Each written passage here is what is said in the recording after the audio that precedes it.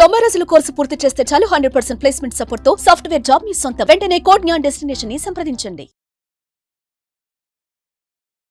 నమస్తే, welcome to Suman TV. Exams times చాలా చాలా చాలా దగ్గరలో ఉంది. ఆ మ్యాచ్ కి లాస్ట్ ఓవర్ అనుకోవచ్చు. అంత టెన్షన్లో పేరెంట్స్ అండ్ స్టూడెంట్స్. సో ఎలా కోపప్ చేసుకోవచ్చు అండ్ ఒక రిలాక్స్డ్ మోడ్ మనం క్రియేట్ చేసి ఎగ్జామ్స్ ని పీస్ఫుల్ గా చాలా పర్ఫెక్ట్ గా ఎలా తీర్చిదిద్దచ్చు తెలుసుకోబోతున్నాము వంశీ గారితో. నమస్తే సార్. నమస్తే సార్, ఎగ్జామ్స్ దగ్గర పడ్డాయి. పేరెంట్స్, టీచర్స్ పిల్లలకు ఎస్పెషలీ స్టూడెంట్స్ కి 7th గ్రేడ్ కానివ్వండి, 10th grade are 11th 12th చదువు చదువు చదువు చదువు ఎందుకు టైం వేస్ట్ చేస్తావు, స్క్రీన్ టైం ఎందుకు, సో చదువు, దట్స్ ఓకే. కొంచెం అంటే జస్ట్ ఖాళీగా కనిపిస్తే చాలు పిల్లలు ఎందుకు టైం వేస్ట్, చదువు చదువు చదువు, చాలా బాగా చెప్తున్నారు. Teachers they are very perfect in their subjects. So parents కూడా బాధ్యతగా చెప్పాలి కాబట్టి చెప్తున్నారు. కానీ ఎలా చదవాలి, సో ఎలా గుర్తుపెట్టుకోవాలి అన్నది ఒక 100 స్టూడెంట్స్ ఉంటే అందులో 30 to 40 మెంబర్స్కి అది సాధ్యం. మిగతా పిల్లల సంగతి ఎలా? అండ్ ఈ కరెక్ట్ అంటే మెమరీ టెక్నిక్స్ కానివ్వండి, అంటే చదివింది గుర్తు పెట్టుకోవడం ఎలా అండ్ ఫోకస్డ్గా ఎలా చదవాలి అన్నది ఎక్కడ నేర్చుకోవచ్చు, అది సాధ్యమేనా? ఎస్ మేడం, నిజానికి ఇప్పుడు నేను చాలా వీడియోస్లో కూడా చెప్పి ఉన్నాను. అందరూ కూడా ఒకటే చెప్తారు, పిల్లలకి చదవండి చదవండి అంటారు. కానీ చాలామంది స్టూడెంట్స్ ఎందుకు స్టడీస్లో వీక్గా ఉన్నారంటే వాళ్ళకి ఎలా చదవాలో ఇంకా క్లారిటీగా తెలియకపోవడం వల్లనే.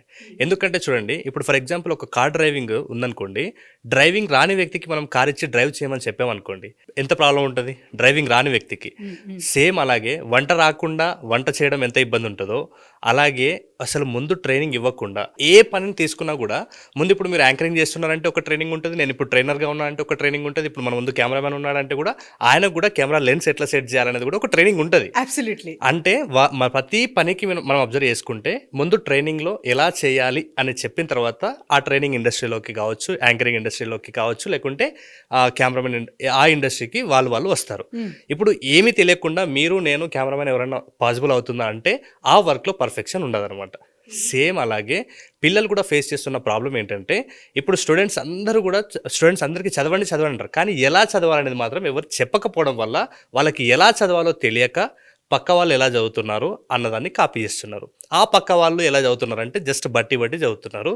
అదే బట్టి విధానాన్ని వీళ్ళు కూడా కాపీ చేసారు. సో నిజానికి ఈ బట్టి విధానం అనేది మన బ్రెయిన్కి ఇష్టం లేని ప్రాసెస్.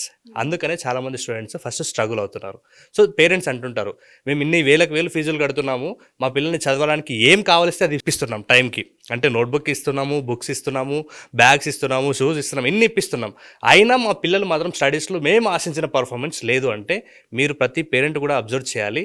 మీ పిల్లలకు ఇవన్నీ ఇస్తున్నారు ఒక ఎత్తు అయితే, అసలు కావాల్సింది స్టడీస్ ఎలా ముందుకు తీసుకెళ్ళాలి, ఎలా చదవాలి, ఎలా మైండ్ సెట్ మేనేజ్ చేసుకోవాలనే విషయాల పట్ల క్లారిటీ లేకపోవడం వల్ల వాళ్ళు సఫర్ అవుతున్నారు. కొంతమంది ఫ్లోలో తప్పక చేయాల్సింది కాబట్టి ఆ పనిని ఫ్లోలో చేసుకుంటూ వెళ్ళిపోతున్నారు అంతే. ఇంతకుముందు మీరు అన్నారు కదా, ఒక 20-30 మెంబర్స్కి మాత్రమే తెలుసు, రిమైనింగ్ అందరూ కూడా లాస్ అవుతున్నారంటే దానికి రీజన్ ఇదే అనమాట. సో మరి ఎలా సార్, అంటే ఒక కంప్లీట్ ట్రైనింగ్ రూపంలో తీసుకోవాలా ఇది సపరేట్గా? ఎందుకంటే సబ్జెక్ట్ కానివ్వండి, కరికులం కానివ్వండి, ఎలా డిజైన్ చేసి ఉంటారంటే కరెక్ట్ వాటికే టైం అంతా సరిపోతుంది. మరి ఇలా ఎక్స్ట్రాగా ఎక్కడ నేర్చుకోవచ్చు, ఎప్పుడు నేర్చుకోవచ్చు, ఎలా? కరెక్ట్ మేడం, మీరు అడిగిన క్వశ్చన్ చాలా పర్ఫెక్ట్. ఎందుకంటే ఇప్పుడు చూడండి, సిలబస్ని ఇప్పుడు స్కూల్లో టీచర్స్ చెప్పాలంటే ఓకే, వాళ్ళు చెప్తారు ఫోకస్గా ఎలా ఉండాలి, కాన్సన్ట్రేషన్ ఎలా చేసి చదవాలని వాళ్ళు చెప్తారు. ఈవెన్ ఇంకా ఇలాంటివి యాక్టివిటీస్ ఎక్స్ట్రాగా వాళ్ళకి స్కిల్స్ నేర్పించాలంటే ఆ సిలబస్ ఆ ఇన్ టైంలో కంప్లీట్ చేయడమే అందరు స్టూడెంట్స్ ఉంటారు కాబట్టి అది కొంచెం కష్టంగా మారిపోతుంది. సో అలాంటప్పుడు ఈ బాధ్యతని, అంటే పిల్లలకి స్కిల్స్ నేర్పించాలనే బాధ్యతని పేరెంట్ తీసుకోవాలి ఫస్ట్.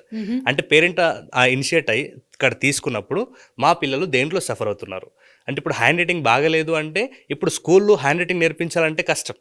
అంటే ఇక్కడ ఉన్న సిలబస్ని కంప్లీట్ చేసి ఆ సిలబస్లో వాళ్ళని ముందు అర్థమయ్యేటట్టు చెప్పడమే వాళ్ళకి పెద్ద టాస్క్గా ఉంటుంది. టాస్క్ మీన్స్ కంప్లీట్గా వాళ్ళకి ఇచ్చిన టైంలో ఆ సిలబస్ని అయిపోగొడతారు. ఎందుకంటే ఆ క్లాస్లో అన్ని సబ్జెక్ట్ టీచ్ చేయాల్సి ఉంటాయి కాబట్టి. ఇప్పుడు మా పిల్లలకి హ్యాండ్ రైటింగ్ రాదు, హ్యాండ్ రైటింగ్ స్కిల్స్ నేర్పించాలంటే ఆ స్కిల్స్ను పేరెంట్స్ బాధ్యత తీసుకొని నడిపించాలి. అలాగే స్టడీస్లో ప్రాబ్లం ఫేస్ చేస్తున్నారంటే ఆ స్టడీస్లో ఆ ప్రాబ్లమ్ని ఎలా ఓవర్కమ్ చేయాలనేది ముందు పేరెంట్ ఫైండ్ అవుట్ చేయాలి. తర్వాత అలాంటి శిక్షణలు వాళ్ళకి ఇప్పిస్తే వాళ్ళు దాని నుంచి ఓవర్కమ్ అవుతారనమాట. వంశీ సార్ చాలా చాలా చక్కగా చెప్పారు మీరు.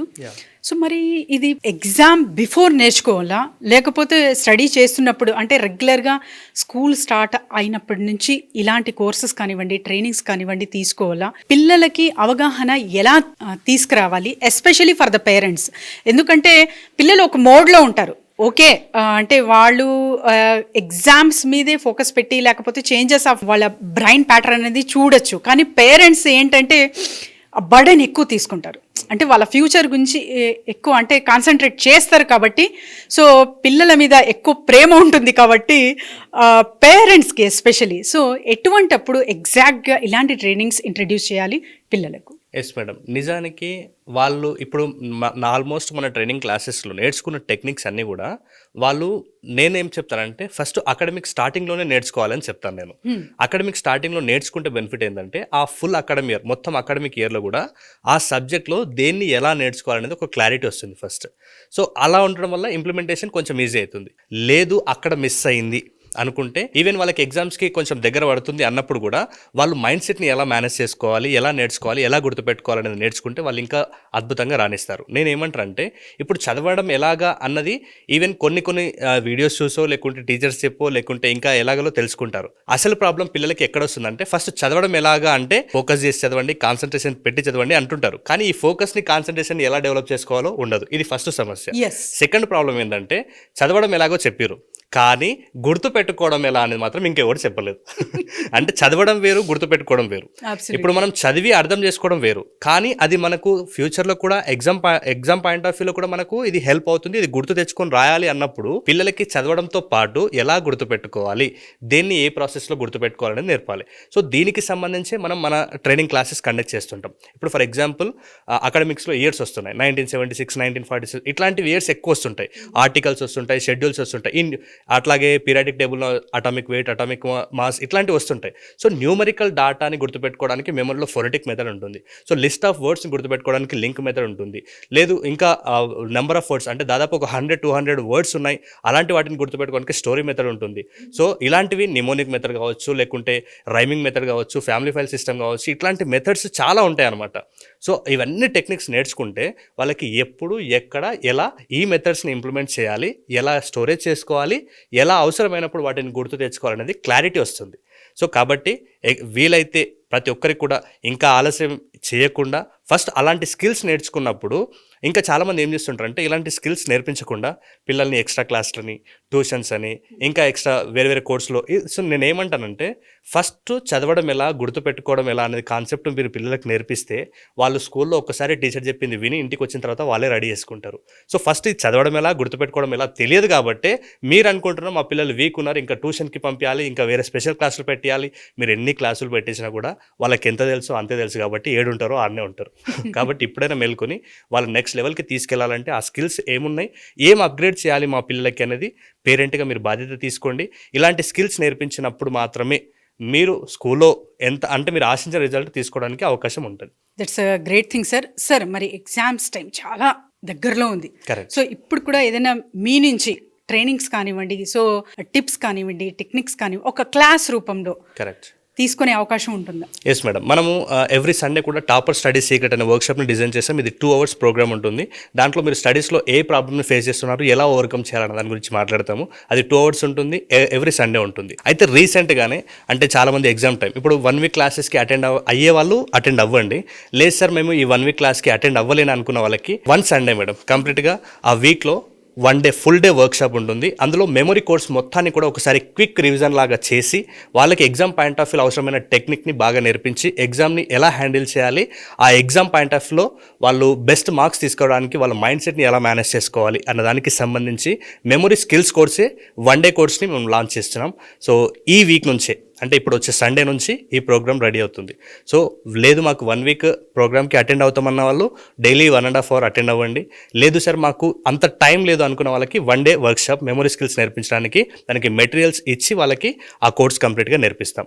లేదు మేము ఒకసారి చూడాలనుకున్నాం అన్న వాళ్ళకి టాపర్ స్టడీ సీక్రెట్ 2 hours వర్క్షాప్కి అటెండ్ అవ్వండి. సో చూసారు కదండి, ఎవరైనా సరే తొందరగా ఇంకా క్లాస్ రిజిస్టర్ చేసుకోవాలంటే కింద స్క్రోల్ అవుతున్న నెంబర్కి కాంటాక్ట్ చేయండి. Thank you sir. Thank you so much. Thank you madam.